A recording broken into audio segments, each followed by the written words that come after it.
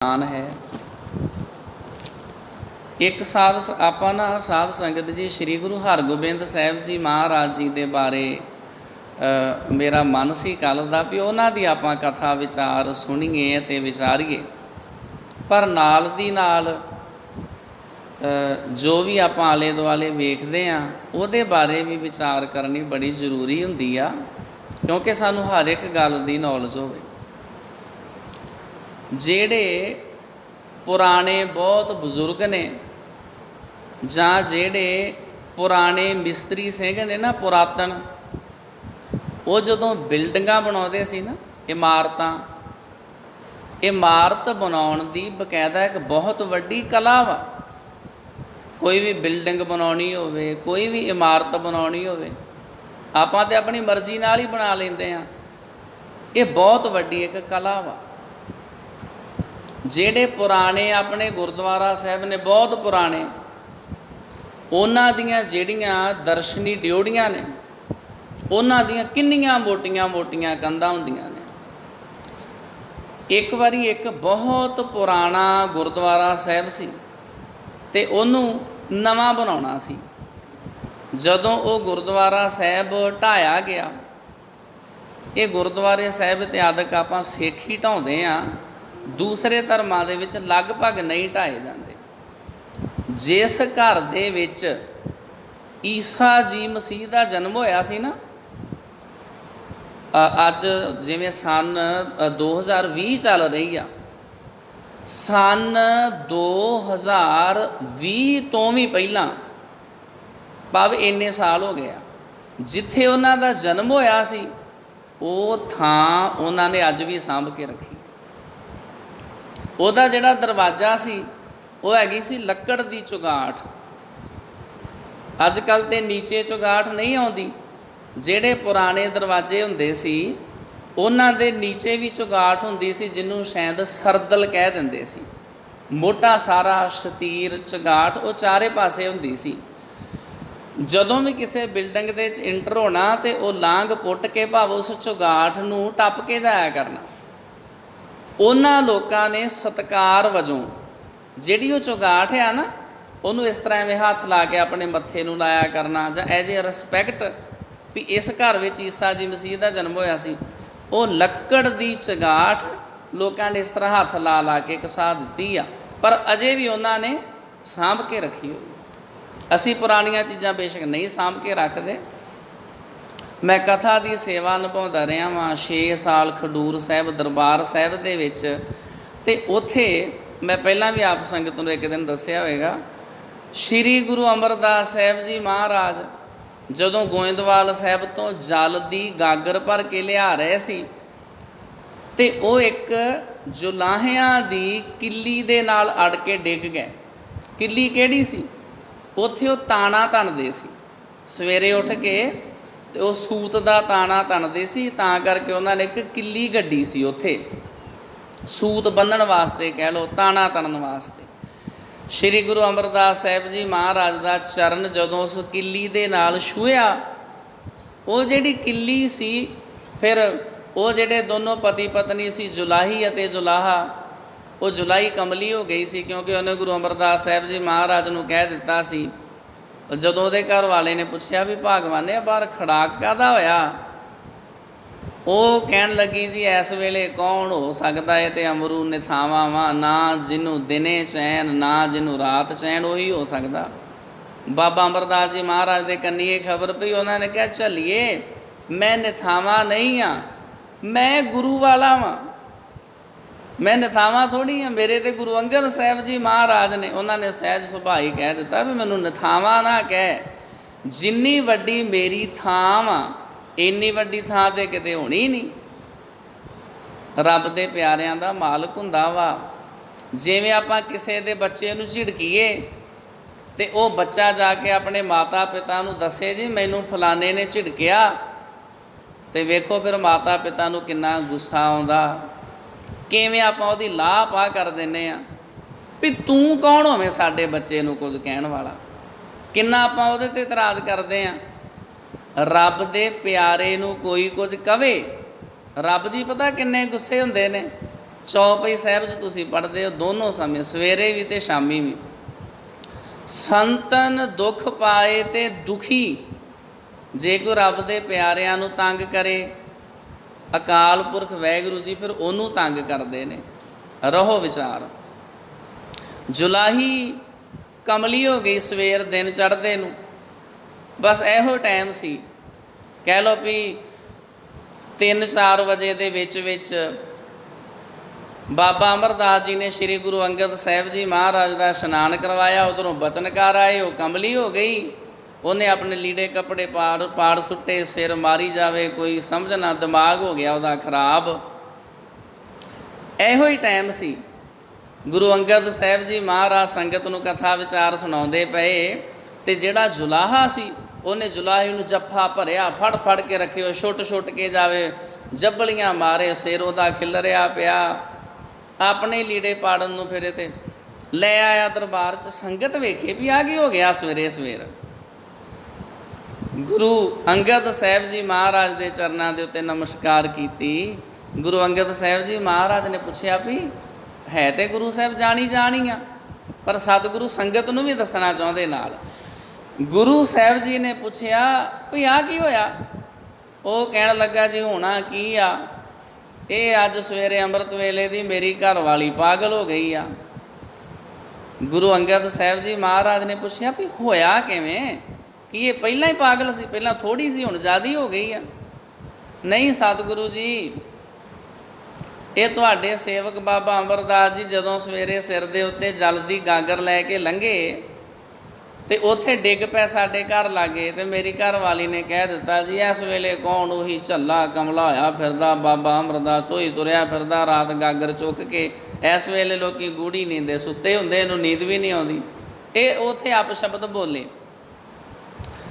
ਗੁਰੂ ਅੰਗਦ ਸਾਹਿਬ ਜੀ ਮਹਾਰਾਜ ਨੇ ਬਾਬਾ ਅਮਰਦਾਸ ਜੀ ਨੂੰ ਪੁੱਛਿਆ, ਪੁਰਖਾ ਦੱਸ ਤੂੰ ਤਾਂ ਨਹੀਂ ਕੁਝ ਕਿਹਾ? ਬਾਬਾ ਅਮਰਦਾਸ ਜੀ ਨੇ ਕਿਹਾ, ਸਤਿਗੁਰੂ ਜੀ ਮੈਂ ਹੋਰ ਤੇ ਬਹੁਤਾ ਨਹੀਂ ਕੁਝ ਕਿਹਾ, ਮੈਨੂੰ ਇਹ ਕਹਿੰਦੇ ਸੀ ਨਿਥਾਵਾਂ, ਅਤੇ ਮੈਂ ਕਿਹਾ ਚੱਲੀਏ ਮੈਂ ਨਿਥਾਵਾਂ ਨਹੀਂ ਹਾਂ। ਮੇਰੇ ਤੇ ਗੁਰੂ ਅੰਗਦ ਸਾਹਿਬ ਜੀ ਮਹਾਰਾਜ ਨੇ, ਗੁਰੂ ਅੰਗਦ ਸਾਹਿਬ ਜੀ ਮਹਾਰਾਜ ਨੇ ਕਿਹਾ, ਪੁਰਖਾ ਤੇਰੇ ਵਿੱਚ ਵਾਕ ਸੱਤਿਆ ਆ ਗਈ ਆ। ਜੋ ਤੂੰ ਆਪਣੇ ਮੂੰਹ ਦੇ ਵਿੱਚੋਂ ਕਹਿ ਦਿੰਦਾ ਬਸ ਉਸੇ ਤਰ੍ਹਾਂ ਹੀ ਹੋ ਜਾਂਦਾ। ਤਾਂ ਕਰਕੇ ਕਦੇ ਵੀ ਇਸ ਤਰ੍ਹਾਂ ਬੇਧਿਆਨੇ ਦੇ ਵਿੱਚ ਕੋਈ ਬਚਨ ਨਹੀਂ ਕਹਿਣਾ, ਜੋ ਕਹਿ ਦੇਗਾ ਉਸੇ ਤਰ੍ਹਾਂ ਹੀ ਹੋ ਜਾਏਗਾ। ਇਹ ਤੇਰੇ ਬਚਨ ਦਾ ਕਰਕੇ ਕਮਲੀ ਹੋ ਗਈ ਆ। ਇਹੋ ਜਿਹੀਆਂ ਕਈ ਸਾਖੀਆਂ ਨੇ, ਅਨੇਕਾਂ ਹੀ। ਤੂੰ ਕਿਹਾ ਬਾਬਾ ਅਮਰਦਾਸ ਤੇ ਤਾਂ ਕਮਲੀ ਹੋਈ ਆ। ਜੁਲਾਹਾ ਕਹਿਣ ਲੱਗਾ, ਸਤਿਗੁਰੂ ਜੀ ਫਿਰ ਹੁਣ ਕੀ ਕਰੀਏ?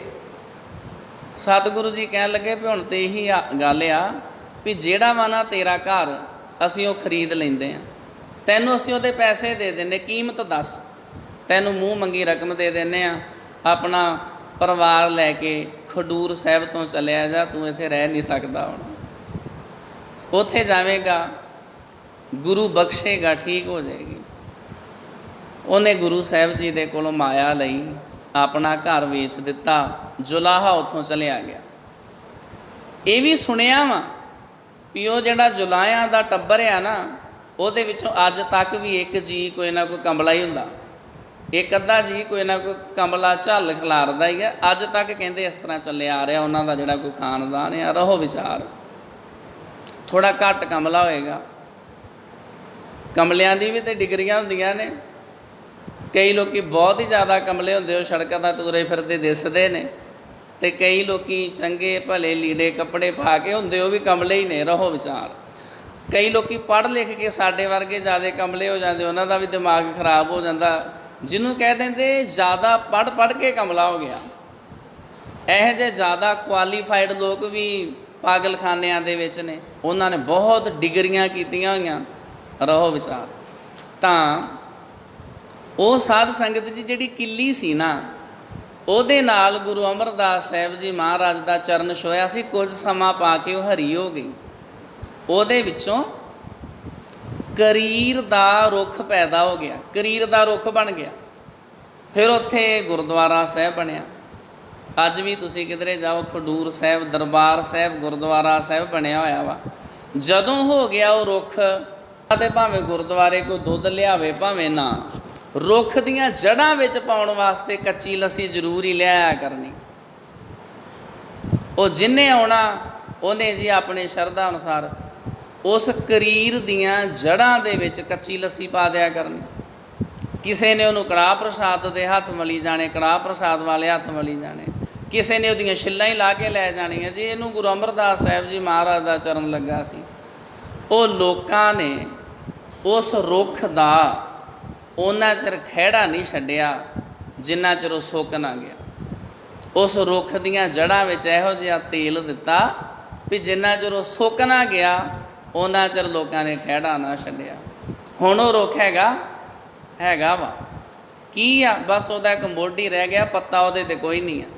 ਫਿਰ ਬਾਬਾ ਜੀ ਨੇ ਉਹਨੂੰ ਕੱਟ ਕੇ ਅਤੇ ਉਹਦੇ ਆਲੇ ਦੁਆਲੇ ਪੀਲਾ ਕੱਪੜਾ ਲਪੇਟ ਕੇ ਅਤੇ ਉਹਨੂੰ ਸ਼ੀਸ਼ੇ 'ਚ ਮੜ੍ਹ ਦਿੱਤਾ ਵੀ ਬਸ ਲੋਕ ਹੁਣ ਉੱਥੇ ਇੱਕ ਨਿੱਕਾ ਜਿਹਾ ਮੋਰਾ ਬਣਾ ਦਿੱਤਾ। ਲੋਕ ਵਿੱਚ ਬਸ ਪੈਸੇ ਪਾਉਂਦੇ ਆ, ਉਸ ਰੁੱਖ ਤੱਕ ਹੱਥ ਹੁਣ ਕਿਸੇ ਦਾ ਨਹੀਂ ਪਹੁੰਚਦਾ। ਤੋ ਕਹਿਣ ਦਾ ਭਾਵ ਵੀ ਜਿਹੜੀਆਂ ਸਾਡੀਆਂ ਯਾਦਗਾਰਾਂ ਹੁੰਦੀਆਂ ਨੇ, ਜਿਹੜੇ ਸਾਡੀਆਂ ਇਤਿਹਾਸਕ ਇਮਾਰਤਾਂ ਹੁੰਦੀਆਂ ਨੇ ਪੁਰਾਣੀਆਂ, ਜਿਹੜੀਆਂ ਜਿਵੇਂ ਸੁਲਤਾਨਪੁਰ ਲੋਧੀ ਦੇ ਵਿੱਚ ਬੇਬੇ ਨਾਨਕੀ ਜੀ ਦਾ ਚੁੱਲ੍ਹਾ ਸੀ, ਜਿਹਦੇ ਉੱਤੇ ਬੇਬੇ ਨਾਨਕੀ ਰੋਟੀਆਂ ਪਕਾਉਂਦੀ ਹੁੰਦੀ ਸੀ ਅਤੇ ਗੁਰੂ ਨਾਨਕ ਸਾਹਿਬ ਜੀ ਛਕਦੇ ਹੁੰਦੇ ਸੀ। ਸਾਡੇ ਲੋਕਾਂ ਨੇ ਉਹ ਚੁੱਲ੍ਹਾ ਵੀ ਢਾਹ ਦਿੱਤਾ। ਉਹ ਪੁਰਾਣਾ ਚੁੱਲ੍ਹਾ ਤੇ ਸਾਂਭ ਕੇ ਰੱਖ ਕੇ ਉਹਦੀ ਥਾਂ 'ਤੇ ਸੰਗਮਰਮਰ ਦਾ ਪੱਥਰ ਲਾ ਦਿੱਤਾ। ਉਹ ਪੱਥਰ ਦੇ ਚੁੱਲ੍ਹੇ 'ਤੇ ਭਾਵੇਂ ਆਪਣੇ ਘਰ ਬਣਾ ਲਓ। ਗੱਲ ਹੁੰਦੀ ਆ ਪੁਰਾਣੀਆਂ ਚੀਜ਼ਾਂ ਨੂੰ ਸਾਂਭ ਕੇ ਰੱਖਣ ਦੀ। ਇੱਕ ਨਾ ਬਹੁਤ ਪੁਰਾਣਾ ਗੁਰਦੁਆਰਾ ਸਾਹਿਬ ਸੀ ਅਤੇ ਉਹਦੀ ਜਦੋਂ ਦਰਸ਼ਨੀ ਡਿਊੜੀ ਢਾਈ, ਉਹਦੇ ਵੱਡੀਆਂ ਕੰਧਾਂ, ਜਦੋਂ ਉਹ ਦਰਸ਼ਨੀ ਡਿਊੜੀ ਢਾਈ ਅਤੇ ਉਹਦੇ ਵਿੱਚੋਂ ਨਿਕਲੀਆਂ ਖਾਲੀ ਗਾਗਰਾਂ, ਕਿੰਨੀਆਂ ਸਾਰੀਆਂ ਮਿੱਟੀ ਦੀਆਂ ਗਾਗਰਾਂ, ਮਿੱਟੀ ਦੇ ਭਾਂਡੇ। ਵਿਦਵਾਨਾਂ ਨੇ ਵਿਚਾਰ ਕੀਤੀ ਵੀ ਇਹ ਜਿਹੜੀ ਡਿਊੜੀ ਆ ਇਹਦੇ ਵਿੱਚ ਮਿੱਟੀ ਦੇ ਖਾਲੀ ਘੜੇ ਕਿਉਂ ਫਿੱਟ ਕੀਤੇ ਨੇ। ਸਿਆਣੇ ਬੰਦਿਆਂ ਨੇ ਵਿਚਾਰ ਕੀਤੀ ਇਹਦੇ ਪਿੱਛੇ ਕਾਰਨ ਕੀ ਆ। ਇੱਕ ਤਾਂ ਜਿਹੜੀ ਇਹ ਦਰਸ਼ਨੀ ਡਿਊੜੀ ਆ ਇਹ ਠੰਡੀ ਰਵੇ, ਅਤੇ ਦੂਸਰਾ ਇਹਦੇ ਨਾਲ ਇਹ ਸਾਊਂਡ ਪ੍ਰੂਫ ਹੋ ਜਾਂਦੀ ਹੈ। ਇਹਦੇ ਨਾਲ ਜਿਹੜੀ ਬਾਹਰ ਦੀ ਆਵਾਜ਼ ਆ ਉਹ ਅੰਦਰ ਨਹੀਂ ਆਉਂਦੀ। ਅੱਜ ਦੇ ਸਮੇਂ ਵਿੱਚ ਵੀ ਜਿਹੜੇ ਆਪਣੇ ਪੁਰਾਣੇ ਗੁਰਦੁਆਰਾ ਸਾਹਿਬ ਨੇ ਨਾ, ਉਹਨਾਂ ਦੀਆਂ ਇਮਾਰਤਾਂ ਇਸ ਤਰ੍ਹਾਂ ਦੀਆਂ ਹੁੰਦੀਆਂ ਨੇ। ਪੁਰਾਣੇ ਸਮੇਂ ਵਿੱਚ ਤਾਂ ਪੱਖੇ ਆਦਿਕ ਨਹੀਂ ਸੀ ਹੁੰਦੇ, ਇਹ ਜਿਹੜੇ ਬਿਜਲੀ ਨਾਲ ਚੱਲਦੇ ਨੇ, ਉਹ ਹੁੰਦੇ ਸੀ ਹੱਥ ਨਾਲ ਫੇਰਨ ਵਾਲੇ ਪੱਖੇ। ਅਤੇ ਉਹ ਇਸ ਤਰ੍ਹਾਂ ਸੰਗਤ ਨੂੰ ਸਿੰਘਾਂ ਨੇ ਇਸ ਤਰ੍ਹਾਂ ਹੱਥ ਦੇ ਨਾਲ ਹੀ ਪੱਖਾ ਚੱਲਿਆ ਕਰਨਾ, ਨਾਲੇ ਉਹ ਪੱਖੇ ਦੀ ਸੇਵਾ ਹੋ ਜਾਇਆ ਕਰਨੀ। ਮੈਂ ਸੁਣਿਆ ਵਾਂ ਅਕਾਲ ਅਕੈਡਮੀ ਬੜੂ ਸਾਹਿਬ, ਅਕਾਲ ਅਕੈਡਮੀ ਬੜੂ ਸਾਹਿਬ, ਉਹਨਾਂ ਦਾ ਜਿਹੜਾ ਦੀਵਾਨ ਹਾਲ ਆ ਨਾ, ਉਹਦੇ ਵਿੱਚ ਉਹਨਾਂ ਨੇ ਅੱਜ ਵੀ ਪੱਖੇ ਨਹੀਂ ਲਾਏ। ਉਹ ਕਹਿੰਦੇ ਜੇ ਪੱਖੇ ਲਾਉਂਦੇ ਇਹਨਾਂ ਨੂੰ ਹੋਵੇ ਸਾਡੀਆਂ ਸਾਰੀਆਂ ਸੇਵਾ ਹੀ ਗਵਾਚਦੀਆਂ ਜਾਂਦੀਆਂ ਨੇ, ਸਾਡੀਆਂ ਤਾਂ ਸਾਰੀਆਂ ਸੇਵਾ ਖਤਮ ਹੁੰਦੀਆਂ ਜਾਂਦੀਆਂ।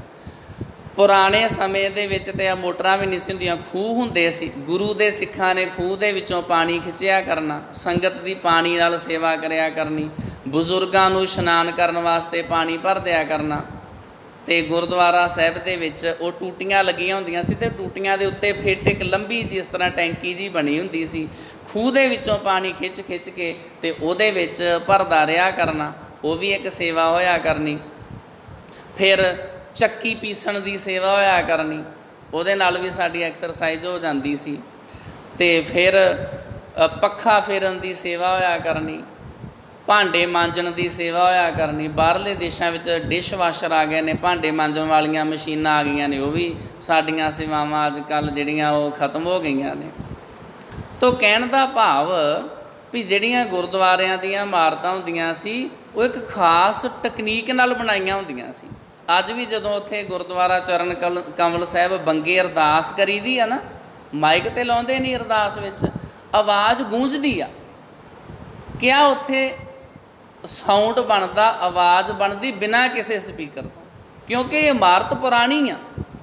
ਇਸ ਤਰੀਕੇ ਦੇ ਨਾਲ ਤੋ ਕਹਿਣ ਦਾ ਭਾਵ ਹੈ ਵੀ ਜਦੋਂ ਵੀ ਕਿਧਰੇ ਆਪਾਂ ਕੁਝ ਸੁਣਨਾ ਹੋਵੇ, ਗੁਰੂ ਦੀ ਕਥਾ ਸੁਣਨੀ ਹੋਵੇ, ਉੱਥੇ ਚਾਹੀਦੀ ਆ ਪਿਨ ਡਰੋਪ ਸਾਇਲੈਂਸ। ਇੰਨੀ ਜ਼ਿਆਦਾ ਸ਼ਾਂਤੀ, ਇੰਨਾ ਜ਼ਿਆਦਾ ਚੁੱਪ, ਕਿਸੇ ਤਰ੍ਹਾਂ ਦੀ ਕੋਈ ਆਵਾਜ਼ ਨਹੀਂ ਵੀ ਜੇ ਤੁਸੀਂ ਧਰਤੀ ਦੇ ਉੱਤੇ ਇੱਕ ਆ ਪੱਗ ਚਲਾਉਣ ਵਾਲੀ ਪਿੰਨ ਵੀ ਸੁੱਟੋ ਨਾ, ਉਹਦੀ ਵੀ ਆਵਾਜ਼ ਆਵੇ।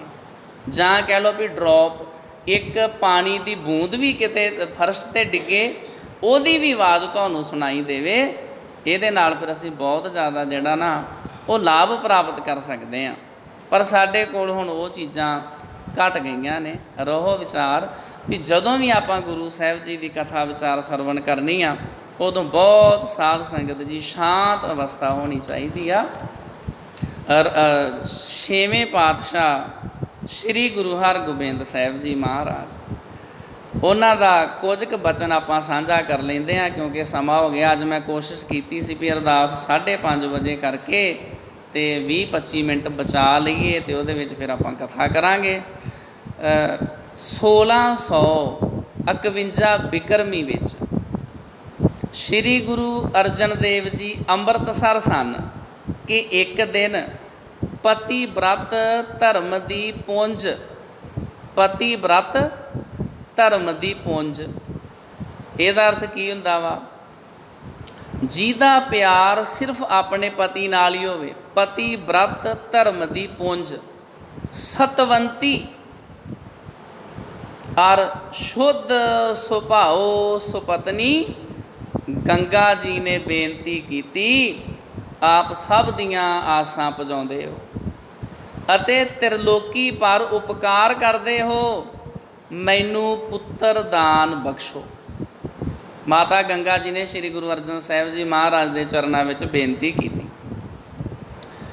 ਗੁਰੂ ਜੀ ਨੇ ਉੱਤਰ ਦਿੱਤਾ, ਹੇ ਪ੍ਰਿਆ, ਹੇ ਪਿਆਰੀ, ਬਿਨਾਂ ਸ਼ਰਮ ਔਰ ਪ੍ਰੇਮ ਦੇ ਕੋਈ ਵਸਤ ਨਹੀਂ ਮਿਲਦੀ।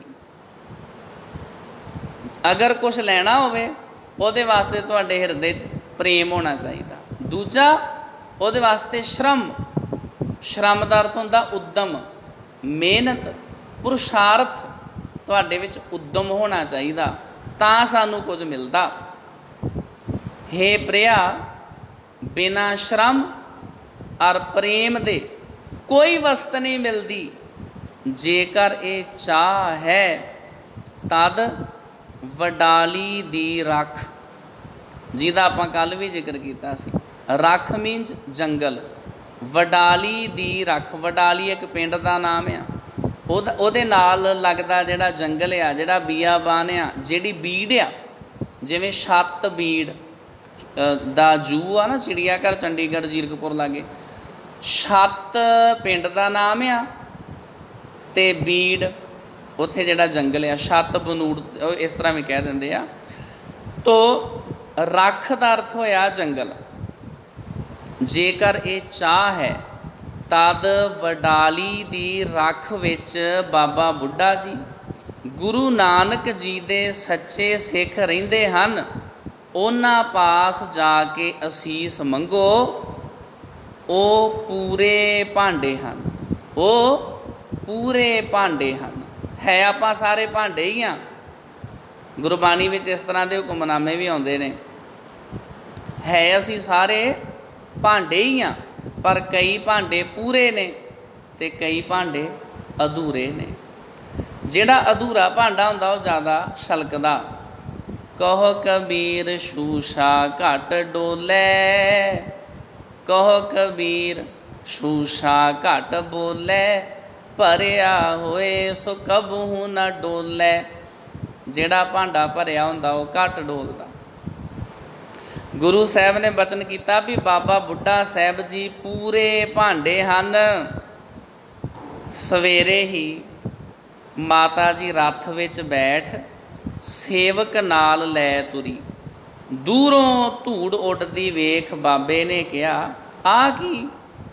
ਕਿਸੇ ਕਿਹਾ, ਗੁਰੂ ਕੇ ਮਹਿਲ। ਸ਼ੁਭ ਸੁਭਾਉ ਬਾਬੇ ਨੇ ਕਿਹਾ, ਕੇਹੀ ਭਾਜੜ ਪੈ ਗਈ। ਇਹ ਕਾਹਦੇ ਵਾਸਤੇ ਰੱਥਾਂ 'ਤੇ ਚੜ੍ਹ ਕੇ ਇਸ ਤਰ੍ਹਾਂ ਭੱਜੇ ਆਉਂਦੇ ਨੇ? ਇੰਨੇ ਨੂੰ ਮਾਤਾ ਨੇ ਜਦ ਆ ਕੇ ਮਨੋਰਥ ਕਿਹਾ, ਤਦ ਬਾਬੇ ਹੱਸ ਕੇ ਕਿਹਾ, ਮੈਂ ਗੁਰੂ ਦਾ ਘਾਹੀ। ਵੇਖੋ ਨਿਮਰਤਾ ਬਾਬਾ ਬੁੱਢਾ ਸਾਹਿਬ ਦੀ। ਉਹ ਕਹਿਣ ਲੱਗੇ, ਜੀ ਮੈਂ ਤਾਂ ਗੁਰੂ ਘਰ ਦਾ ਘਾਹ ਖੋਤਣ ਵਾਲਾ ਵਾਂ, ਮੈਂ ਗੁਰੂ ਦਾ ਘਾਹੀ। ਆਪ ਸਮਰੱਥ ਹਨ, मैं किस जोग हाँ, सूरज दे अगे दीवा की कर सकता है, मेरे विच नहीं जी ताकत। मैं किस कौन हूँ किसी नूं पुत्र दा वर देण वाला जां सीस देण वाला। समर्थ तां श्री गुरु अर्जन साहिब जी महाराज हन। उदास हो के माता मुड़ आई, पर गुरु जी दे समझाउण पर दूए दिन आप अन्न पी। आ गया ना जिक्र चक्की दा। श्री गुरु हरगोबिंद साहिब जी महाराज की माता गंगा जी ने आप फिर चक्की पीसी अगले दिन। आप अन्न पी, मिसियां रोटियां पका, लस्सी रिड़क, रुपए धर। रुपए का अर्थ होंदा जी प्याज, नाल विच उहदे प्याज धरिया, मिसियां रोटियां पकाइयां। अज भी तुसीं किते बीड़ बाबा बुढ़ा साहिब जाओ, उस जात दे विच अज भी संगतां अपने घरां दे विचों मिस्से प्रसादे, दही, लस्सी, मक्खण, प्याज, ये चीज़ां अज भी संगतां बड़ी शरधा दे नाल बीड़ बाबा बुढ़ा साहिब विखे लैके जांदियां हन। रुपए धर, रुपए का अर्थ हो गया प्याज, ते विच प्याज धरिया। आप चुक के पैदल जूह विच बाबे पास लै आई। उस वेले उन्हां दे प्रसाद का वेला सी, भाव उस वेले बाबा बुढ़ा साहिब ने प्रसादा छकना सी। अगे वध के माता तो भार लहाया और हस के कहा, माता ने अज किड्डी दया कीती। भोजन छकदे जाण अते भोले भा हस के कही जाण, तुरकां दा सिर भन्नण वाला बली जोधा धर्म रक्षस पुत्र अकाल पुरख बख्शेगा। सो सत होया, पर उस तो पहले प्रिथीए दी चूक नाल, जिहड़ा प्रिथिया सी ये श्री गुरु अर्जन साहिब जी का सब तो वड्डा भरा सी। नवाब सुलही खान ने जद गुरु जी नूं लुट्टण लई अंमृतसर वल धाई कीती। सुलही दे हमले का जिक्र श्री गुरु ग्रंथ साहिब दे विच आउंदा भी जदों सुलही खान ने अंमृतसर वाले पासे जदों चढ़ाई करके आया सी। गुरमुखों कड़ाह प्रसाद वरता दो। तो जदों सुलही खान अंमृतसर वल चढ़ाई करके आया सी, उहदा जिक्र श्री गुरु अर्जन साहिब जी महाराज ने एक शब्द दे विच कीता है। बिलावल महला पंजवा, सुलही ते नारायण राख। सुलही का हाथ कहीं ना पहुँचे, सुलही होए मुआ ना पाक। रहाओ काड कुठार खसम सिर काटिया, खिन में होए गया है खाक। मंदा चितवत चितवत पचिया। संखेप अर्थे तो असीं कर लेंदे हाँ, वैसे रोज़ रोज़ कथा सुनने वालियां दा इन्ना क दिमाग का लैवल हो जाना चाहिए भी अर्थ कीते तो बिना ही उन्होंने अर्थ समझ में आ जाना। थोड़े जे अर्थ कर लेंदे हैं। बिलावल महला पंजवा, सुलही ते नारायण राख। हे अकाल पुरख वाहिगुरू जी, सुलही खान दे कोलों तुसीं आप ही साडी रखिया कीती आ। सुलही ते सुलही का हाथ कहीं ना पहुँचे, सुलही होए मुआ ना पाक। रहाओ सुलही खान का हाथ किते ना पहुँचिया, आया तो सानू वो फड़न वास्ते सी पर साडे तक पहुँच ही ना सकिया। सुलही खान प्रिथी चंद के भट्ठियां दे विच डिग के जिउंदा ही सड़ के मर गया सी। रहाओ काड कुठार खसम सिर काटिया, खिन में होए गया है खाक। अकाल पुरख वाहिगुरू जी ने सुलही खान का सिर आपे वढ़ दिता, आप ही वो सवाह हो गया सड़ के। मंदा चितवत चितवत पचिया, जिन रचिया तिन दीना धाक। सुलही खान मंदा सोचदा सोचदा ही मर गया। जिस रब जी ने उन्होंने पैदा किया से उस रब ने उन्होंने धक दिता, उन्होंने धक पै गई, धक वग गई, अग दे विच सड़ के मर गया। रहिंदी दुनिया तक सुलही खान नूं लोकी लानतां ही पाउंदे रहणगे। ਰਹਿੰਦੀ ਦੁਨੀਆ ਤੱਕ ਪ੍ਰਿਥੀ ਚੰਦ ਨੂੰ ਲਾਹਣਤਾਂ ਹੀ ਪੈਂਦੀਆਂ ਰਹਿਣਗੀਆਂ। ਜਿਹੜੇ ਭੈੜੇ ਕੰਮ ਕਰਦੇ ਉਹਨਾਂ ਨੂੰ ਲੋਕ ਚੰਗਾ ਨਹੀਂ ਸਮਝਦੇ, ਮਰਨ ਤੋਂ ਬਾਅਦ ਵੀ ਲੋਕਾਂ ਨੂੰ ਉਹਨਾਂ ਨੂੰ ਨੈਗੇਟਿਵਿਟੀ ਵਿੱਚ ਹੀ ਯਾਦ ਕਰਦੇ। ਉਹ ਬੰਦਾ ਬੜਾ ਭੈੜਾ ਸੀ। ਲੋਕ ਇਸ ਤਰ੍ਹਾਂ ਗੱਲ ਕਰਦੇ ਆ, ਜਿਵੇਂ ਮੈਂ ਤੁਹਾਨੂੰ ਕਈ ਵਾਰੀ ਸੁਣਾਇਆ ਹੋਏਗਾ। ਹੁਣ ਬੰਦੇ ਮਰੇ ਨੂੰ ਤੇ ਪਤਾ ਨਹੀਂ ਕਿੰਨੇ ਸਾਲ ਹੋ ਗਏ, 50 ਸਾਲ ਹੋ ਗਏ ਬੰਦੇ ਮਰੇ ਨੂੰ, ਪਰ ਉਹ ਬੰਦਾ ਜਿਹੜਾ ਕੰਮ ਕਰਦਾ ਸੀ ਉਹਦਾ ਮੈਂ ਕਈ ਵਾਰੀ ਜ਼ਿਕਰ ਕੀਤਾ। ਉਹ ਬੰਦਾ ਕੀ ਕਰਦਾ ਸੀ ਵੀ ਉਹਦੀ ਦੁਕਾਨ ਦੇ ਅੱਗੇ ਸੀ ਪਾਣੀ ਵਾਲਾ ਨਲਕਾ। ਗਰਮੀਆਂ ਦੇ ਵਿੱਚ ਉਹ ਕੀ ਕਰਦਾ ਸੀ ਵੀ ਹੈਂਡ ਪੰਪ ਸੀ, ਨਲਕਾ ਗੇੜ ਕੇ ਆਪਣਾ ਵਾਟਰ ਕੂਲਰ ਭਰ ਕੇ ਦੁਕਾਨ 'ਚ ਰੱਖ ਲੈਂਦਾ ਸੀ। ਬਾਅਦ 'ਚ ਨਟ ਖੋਲ੍ਹ ਕੇ ਹੱਥੀ ਲਾ ਕੇ ਵੀ ਦੁਕਾਨ 'ਚ ਰੱਖ ਲੈਂਦਾ ਸੀ। ਇਸ ਤਰ੍ਹਾਂ ਨਾ ਹੋਵੇ ਮੇਰੇ ਨਲਕਾ ਗੇੜ ਕੇ ਲੋਕੀ ਪਾਣੀ ਪੀ ਜਾਣ। ਬੰਦੇ ਮਰੇ ਨੂੰ 50-60 ਸਾਲ ਹੋ ਗਏ ਆ, ਜ਼ਿਕਰ ਉਹਦਾ ਅੱਜ ਵੀ ਆਉਂਦਾ। ਕਹਿਣ ਦਾ ਭਾਵ ਵੀ ਜਿਹੜੇ ਲੋਕ ਭੈੜੇ ਕੰਮ ਕਰਦੇ ਆ ਨਾ, ਮਰਨ ਤੋਂ ਬਾਅਦ ਵੀ ਉਹਨਾਂ ਦਾ ਖਹਿੜਾ ਨਹੀਂ ਛੁੱਟਦਾ। ਇਸੇ ਤਰ੍ਹਾਂ ਸੁਲੀਹੀ ਖਾਨ ਤੇ ਪ੍ਰਿਥੀ ਚੰਦ। ਪੁੱਤਰ ਮੀਤ ਧਨ ਕਿਛੂ ਨਾ ਰਹੇ ਉਸ, ਛੋੜ ਗਿਆ ਸਭ ਭਾਈ ਸਾਕ। ਨਾ ਉਹਦੇ ਕੋਈ ਪੁੱਤਰ ਮਿੱਤਰ ਧਨ ਕਿਸੇ ਨੇ ਉਹਦੀ ਮਦਦ ਨਾ ਕੀਤੀ, ਸਾਰਾ ਕੁਝ ਉਹਦਾ ਵਿਰਥ ਗਿਆ। ਕਹੋ ਨਾਨਕ ਤਿਸ ਪ੍ਰਭ ਬਲਿਹਾਰੀ, ਜਿਨ ਜਨ ਕਾ ਕੀਨੋ ਪੂਰਨ ਵਾਕ। ਸੋ ਸੱਤ ਹੋਇਆ, ਪਰ ਉਸ ਤੋਂ ਪਹਿਲੇ ਪ੍ਰਿਥੀਏ ਦੀ ਚੁੱਕ ਨਾਲ ਨਵਾਬ ਸੁਲੀਹੀ ਖਾਨ ਨੇ ਜਦ ਗੁਰੂ ਜੀ ਨੂੰ ਲੁੱਟਣ ਲਈ ਅੰਮ੍ਰਿਤਸਰ ਵੱਲ ਧਾਈ ਕੀਤੀ, ਤਦ ਗੁਰੂ ਜੀ ਅੱਗੇ ਹੀ ਖਬਰ ਮਿਲਦੇ ਸਣੇ ਪਰਿਵਾਰ ਵਡਾਲੀ ਚਲੇ ਗਏ। ਰਹਿੰਦੇ ਗੁਰੂ ਅਰਜਨ ਦੇਵ ਜੀ ਮਹਾਰਾਜ ਅੰਮ੍ਰਿਤਸਰ ਸਾਹਿਬ ਵਿੱਚ ਸੀ। ਜਦੋਂ ਉਹਨਾਂ ਨੇ ਵੇਖਿਆ ਨਾ ਵੀ ਇੱਥੇ ਤਾਂ ਲੜਾਈ ਝਗੜਾ ਵਾ, ਗੁਰੂ ਅਰਜਨ ਦੇਵ ਜੀ ਮਹਾਰਾਜ ਨੇ ਅੰਮ੍ਰਿਤਸਰ ਸਾਹਿਬ ਛੱਡ ਦਿੱਤਾ ਵੀ ਇੱਥੇ ਸਾਡਾ ਭਰਾ ਸਾਡੇ ਨਾਲ ਈਰਖਾ ਦਵੈਸ਼ ਨਫ਼ਰਤ ਕਰਦਾ ਵਾ, ਇੱਥੇ ਰਹਿ ਕੇ ਅਸੀਂ ਕੀ ਕਰਨਾ। ਗੁਰੂ ਅਰਜਨ ਦੇਵ ਜੀ ਮਹਾਰਾਜ ਨੇ ਅੰਮ੍ਰਿਤਸਰ ਸਾਹਿਬ ਛੱਡਿਆ। ਅੰਮ੍ਰਿਤਸਰ ਸਾਹਿਬ ਦੇ ਲਾਗੇ ਇੱਕ ਪਿੰਡ ਆ ਵਡਾਲੀ, ਉੱਥੇ ਚਲੇ ਗਿਆ। ਅਤੇ ਤੁਹਾਨੂੰ ਸਾਰਿਆਂ ਨੂੰ ਪਤਾ ਹੋਣਾ ਚਾਹੀਦਾ, ਗੁਰੂ ਹਰਗੋਬਿੰਦ ਸਾਹਿਬ ਜੀ ਮਹਾਰਾਜ ਦਾ ਇਹ ਗੁਰਦੁਆਰਾ ਸਾਹਿਬ ਹੈ। ਗੁਰੂ ਹਰਗੋਬਿੰਦ ਸਾਹਿਬ ਜੀ ਦਾ ਪ੍ਰਕਾਸ਼ ਕਿੱਥੇ ਹੋਇਆ? ਵਡਾਲੀ ਪਿੰਡ ਦੇ ਵਿੱਚ। ਅੰਮ੍ਰਿਤਸਰ ਤੋਂ ਗੁਰੂ ਅਰਜਨ ਦੇਵ ਜੀ ਮਹਾਰਾਜ ਮੂਵ ਹੋ ਗਏ ਸੀ ਵਡਾਲੀ, ਕਿਉਂਕਿ ਅੰਮ੍ਰਿਤਸਰ ਦੇ ਵਿੱਚ ਗੁਰੂ ਅਰਜਨ ਦੇਵ ਜੀ ਮਹਾਰਾਜ ਦੇ ਨਾਲ ਉਹਨਾਂ ਦਾ ਭਰਾ ਈਰਖਾ ਦਵੈਸ਼ ਨਫ਼ਰਤ ਕੀਨਾ ਸਾੜਾ ਜੈਲਸੀ ਕਰਦਾ ਸੀ, ਤਾਂ ਉੱਥੋਂ ਚੱਲ ਗਏ ਸੀ ਵੀ ਆਪਾਂ ਇੱਥੇ ਰਹਿਣਾ ਹੀ ਨਹੀਂ। ਤਾਂ ਸਾਧ ਸੰਗਤ ਜੀ ਇੰਨੀ ਕਾਹਲੀ ਵਿੱਚ ਗਏ ਕਿ ਬਾਬੇ ਬੁੱਢੇ ਦਾ ਭਾਜਣ ਵਾਲਾ ਵਾਕ ਮਾਨੋ ਅੱਖਰ ਅੱਖਰ ਸੱਤ ਹੋ ਗਿਆ। ਇਸੇ ਪਿੰਡ ਜੋ ਅੰਮ੍ਰਿਤਸਰੋਂ ਥੋੜ੍ਹੀ ਦੂਰ ਵਾਟ ਉੱਪਰ ਹੈ, ਸੰਮਤ 1652 ਅਤੇ ਸੰਨ 1595 ਵਿੱਚ ਹਾੜ ਵਧੀ 1 ਐਤਵਾਰ ਅੱਧੀ ਰਾਤ ਨੂੰ ਹਰਗੋਬਿੰਦ ਜੀ ਅਵਤਾਰ ਧਾਰੀ ਹੋਏ। ਐਤਵਾਰ ਅੱਧੀ ਰਾਤ ਹਾੜ ਵਧੀ 1 ਹਾੜ ਨੂੰ ਨਹੀਂ, ਹਾੜ ਵਧੀ 1, ਕਿਉਂਕਿ ਜਿਹੜੇ ਮਹੀਨੇ ਹੁੰਦੇ ਦੋ ਤਰ੍ਹਾਂ ਦੇ ਹੁੰਦੇ ਨੇ।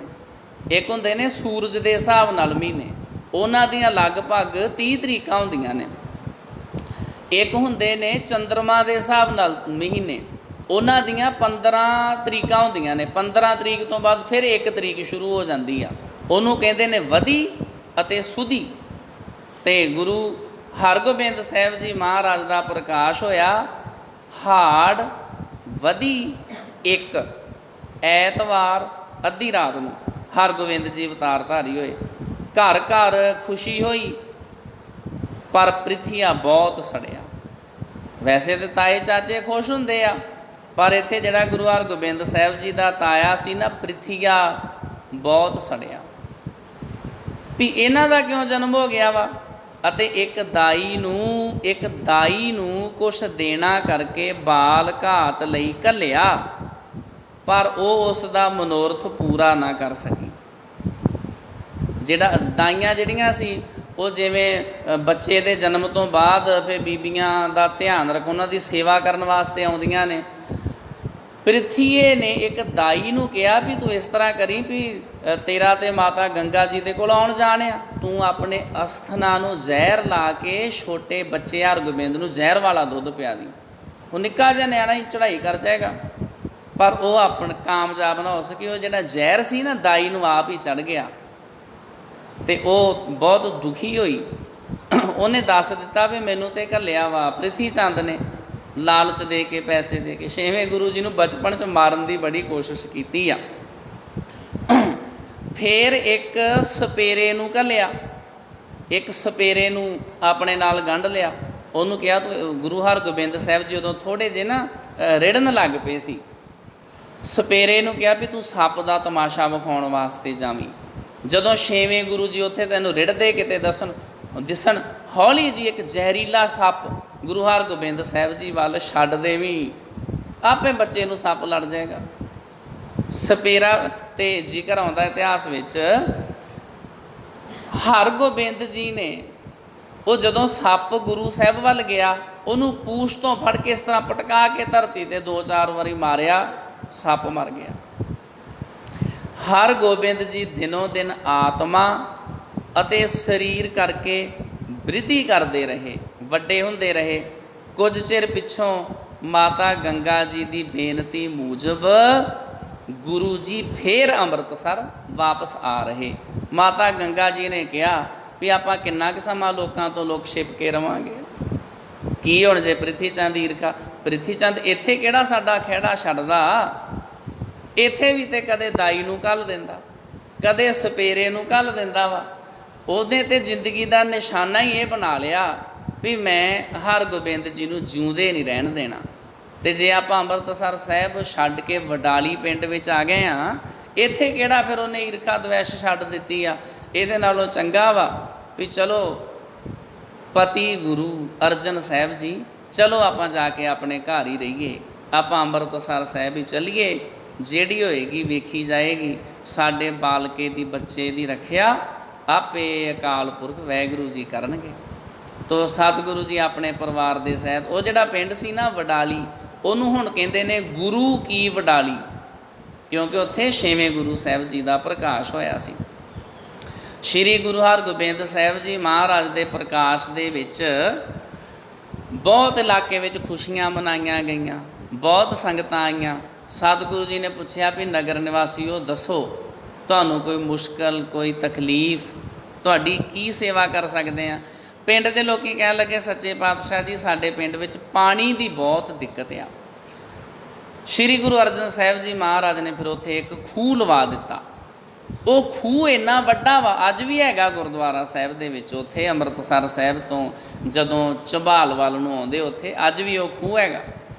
ਗੁਰੂ ਅਰਜਨ ਸਾਹਿਬ ਜੀ ਮਹਾਰਾਜ ਨੇ ਉੱਥੇ ਖੂਹ ਲਵਾ ਦਿੱਤਾ, ਅਤੇ ਖੂਹ ਇੰਨਾ ਵੱਡਾ ਵਾ, ਐਟ ਏ ਟਾਈਮ ਇੱਕੋ ਸਮੇਂ ਉਸ ਖੂਹ ਦੇ ਵਿੱਚੋਂ 6 ਲੋਕੀ ਪਾਣੀ ਕੱਢ ਸਕਦੇ ਆ। ਉਹਦੇ ਵਿੱਚ 6 ਹਰਟਾਂ ਚੱਲਦੀਆਂ ਨੇ। ਆਮ ਖੂਹਾਂ ਦੇ ਵਿੱਚ ਤੇ ਇੱਕੋ ਬਾਲਟੀ ਲੋਕੀ ਵਗਾਉਂਦੇ ਸੀ ਅਤੇ ਇੱਕੋ ਹੀ ਹਲਟ ਚੱਲਦੀ, ਉਹਦੇ 'ਤੇ 6 ਹਰਟਾਂ ਚੱਲਦੀਆਂ ਸੀ। ਉਹ ਇਹੋ ਜਿਹਾ ਖੂਹ ਲੱਗਿਆ, ਉਹਨੂੰ ਲੋਕੀ ਕਹਿਣ ਲੱਗ ਪਏ ਛੇਹਰਟਾ ਸਾਹਿਬ, ਛੇਹਰਟਾ ਸਾਹਿਬ। ਹੁਣ ਉੱਥੇ ਪੂਰੇ ਦਾ ਪੂਰਾ ਸ਼ਹਿਰ ਵਸਿਆ ਵਾ, ਬਹੁਤ ਵੱਡਾ ਗੁਰਦੁਆਰਾ ਸਾਹਿਬ ਬਣਿਆ ਹੋਇਆ ਵਾ। ਤੋ ਸਤਿਗੁਰੂ ਸੱਚੇ ਪਾਤਸ਼ਾਹ ਜੀ ਇਹ ਕੌਤਕ ਕਰਕੇ ਵਾਪਸ ਅੰਮ੍ਰਿਤਸਰ ਸਾਹਿਬ ਵਿਖੇ ਆ ਗਏ। ਅੰਮ੍ਰਿਤਸਰ ਸਾਹਿਬ ਵਿਖੇ ਆਣ ਕੇ ਉਹਨਾਂ ਨੇ ਫਿਰ ਕਿਹੜੇ ਕੌਤਕ ਕੀਤੇ। ਗੁਰੂ ਹਰਗੋਬਿੰਦ ਸਾਹਿਬ ਜੀ ਮਹਾਰਾਜ ਜੀ ਦਾ, ਉਹਨਾਂ ਦਾ ਬਾਲਪਨ ਕਿਵੇਂ ਦਾ ਸੀ, ਇਹ ਵਿਚਾਰਾਂ ਆਪ ਸੰਗਤਾਂ ਕੱਲ੍ਹ ਨੂੰ ਸਰਵਣ ਕਰੋਗੇ। 5:30 ਵਜੇ ਦੇ ਕਰੀਬ 5:40 'ਤੇ ਆਪਾਂ ਫਿਰ ਛੇਵੇਂ ਗੁਰੂ ਸਾਹਿਬ ਜੀ ਦੇ ਜੀਵਨ ਦੇ ਬਾਰੇ ਵਿਚਾਰ ਕਰਾਂਗੇ। ਅੱਜ ਦੇ ਵਕਤ ਇਤਨੀਆਂ ਬੇਨਤੀਆਂ ਪ੍ਰਵਾਨ ਕਰਨੀਆਂ ਜੀ, ਹੋਈਆਂ ਭੁੱਲਾਂ ਗਲਤੀਆਂ ਦੀ ਮੁਆਫੀ ਫਤਿਹ ਪ੍ਰਵਾਨੋ। ਵਾਹਿਗੁਰੂ ਜੀ ਕਾ ਖਾਲਸਾ, ਵਾਹਿਗੁਰੂ ਜੀ ਕੀ